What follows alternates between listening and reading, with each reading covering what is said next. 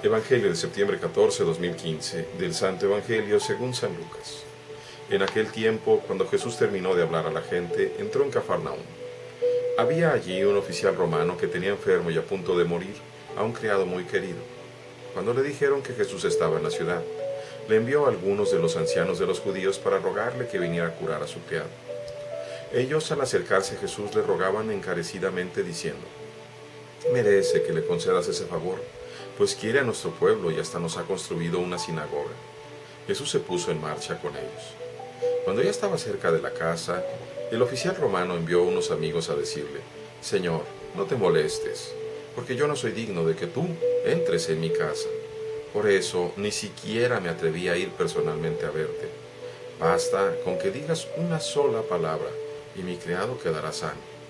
Porque yo, aunque soy un subalterno, tengo soldados bajo mis órdenes y le digo a uno: ve y va, y a otro: ven y viene, y a mi criado: hace esto y lo hace». Al oír esto, Jesús quedó lleno de admiración y volviéndose hacia la gente que lo seguía dijo: «Yo les aseguro que ni en Israel he hallado una fe tan grande». Los enviados regresaron a la casa y encontraron al criado perfectamente sano. Palabra del Señor. Gloria a ti, Señor Jesús.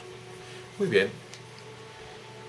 Hoy quiero continuar y solamente me voy a dedicar. La primera lectura es muy hermosa, también se les recomiendo que la lean, si es que pueden. Pero me voy a dedicar solamente a explicar el Evangelio de Lucas. El Señor ha acabado de hablar con la gente y ha entrado al lugar donde está la casa de Pedro, a Cafarnaúm, al lugar que él mismo llamó mi hogar durante mucho tiempo, mi casa. Había un oficial romano, probablemente un centurión, que tiene enfermo y a punto de morir a un criado muy querido. Ya de la entrada es muy interesante porque el centurión romano era un pagano por fuerza de necesidad. ¿Por qué? Simple y llanamente porque como soldado y sobre todo como oficial, como centurión, tenía obligación legal de ofrecer sacrificios al César. Había una multitud de dioses de acuerdo a los romanos, y dentro de ellos los césares se iban proclamando como dioses, y parte de la lealtad del ejército era precisamente que ellos adoraran al César como un dios. Entonces este centurión era pagano. Ahora lo interesante, si se fijan ustedes, es que no está intercediendo por un hijo de él o por un familiar, sino precisamente por un sirviente, y ni siquiera un sirviente, por un esclavo. Pero resulta que este centurión quería al esclavo. El centurión tenía afecto por el esclavo, era un hombre bueno.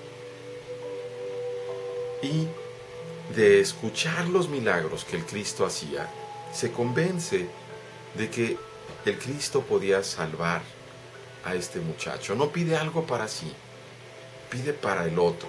Ahí comienza algo que va más allá del simple ser pagano. Está intercediendo para otra persona necesitada. Y eso jamás Dios lo va a rechazar.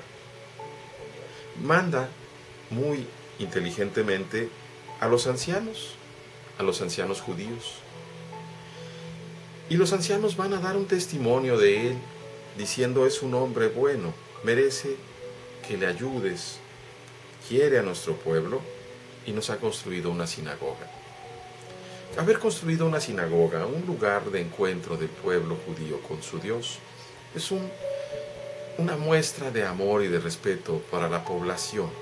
Generalmente, en los ejércitos de oposición, los ejércitos de opresión, como eran los ejércitos romanos en el caso de la Palestina, ellos estaban oprimiendo al pueblo, lo tenían sojuzgado. Había precisamente un destacamento mediano ahí en Jerusalén y también, como sabemos, aquí en Cafarnaúm, para poder sofocar cualquier rebelión. Y lo natural era que los jefes militares rechazaran y más aún pudieran tener sentimientos de desprecio para el pueblo judío. Y sin embargo, aquí vemos a uno que no solamente les tiene consideración, sino que los trata con afecto. Jesús se pone en marcha por la intercesión de los ancianos. Es una marcha que muestra la buena disposición que tiene Dios siempre para con aquel que pide. Y antes de que llegue a su casa, el oficial romano vuelve a mandar a otros para decirle: no te molestes, yo no soy digno de que entres en mi casa. Conoce precisamente la ley de los judíos. Sabe que un rabí no puede entrar a la casa de un pagano sin contaminarse y le quiere evitar esa molestia. Quiere evitar que los fariseos vayan a murmurar de él.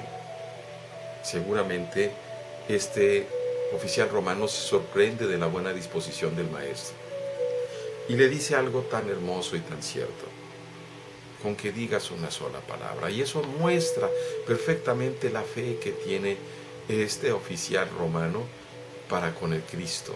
Tan solo con que lo digas de palabra, una palabra, mi criado va a quedar sano. Porque yo, aunque apenas soy un subalterno, también tengo personas, soldados a mi cargo, y si yo lo mando, ellos lo cumplen.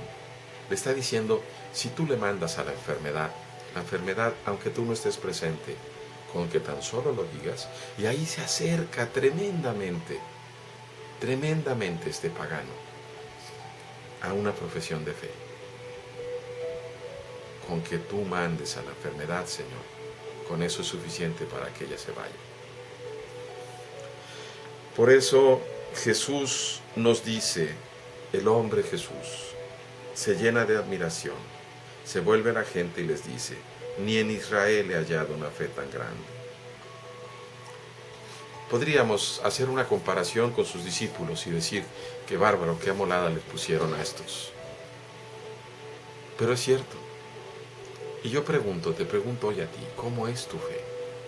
¿De veras crees que con una palabra que pronuncie el Señor al respecto a una necesidad que tengas es suficiente para ti? ¿O acaso estás como los judíos esperando que venga a imponerte las manos? Como le reclama Jairo: ven a imponerle las manos para que viva mi hija. Probablemente se hubiera ahorrado muchos dolores de cabeza y mucho sufrimiento Jairo si le hubiera dicho lo mismo que el centurión. Pero la diferencia es la fe, es la confianza. ¿Y cómo podemos tener fe? Reconozcamos primero que nada que la fe es un don de Dios, es un regalo. Pero la fe también crece. Crece la fe cuando nosotros vamos viendo el amor de Dios en nosotros. Y ahora les vuelvo a decir, seguramente algunos no lo han escuchado: hagan su examen de conciencia. 3 faroles y una cruz. 3 minutos es el examen de conciencia de los jesuitas.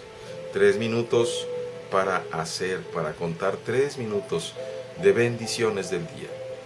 Amaneciste y estabas vivo, es una bendición, ¿no? Abriste tus ojos y podías ver la luz, es otra bendición. Probablemente estabas acostado y no tirado en un lugar, entonces es una bendición. Y aunque hubieras estado tirado, ¿no es una bendición?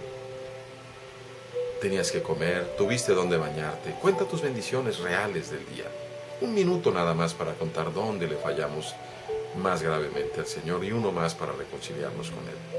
Si lo hacemos diario, eso nos va a dar una perspectiva del amor tan fuerte que tenemos sin merecer de nuestro Padre Dios. Y el sentir el amor constante de nuestro Dios nos da precisamente la confianza de ser amados. Y esa confianza se traduce en fe. Dios les bendiga, hermanos.